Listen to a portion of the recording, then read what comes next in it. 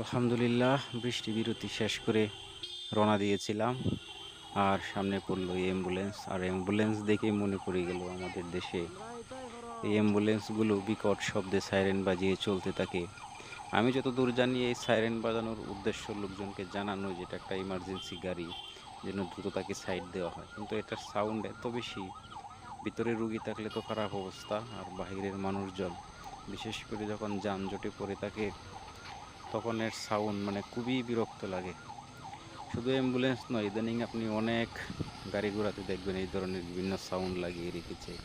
পুলিশের গাড়িতে তো রয়েছেই। তো এটা আসলে সব সময় বাজানো উচিত নয়, শুধুমাত্র প্রয়োজন হলেই বাজানো উচিত। আমি দেখতে পাই যে এটা দেখেন কতক্ষণ ধরে সর্বক্ষণ বাজিয়ে যাচ্ছে বাজিয়ে যাচ্ছে। তো আমার মনে হয় এই জিনিসগুলা সরকারের দেখা উচিত এবং আমাদেরও সচেতন হওয়া উচিত, যেন আমরা অ্যাম্বুলেন্স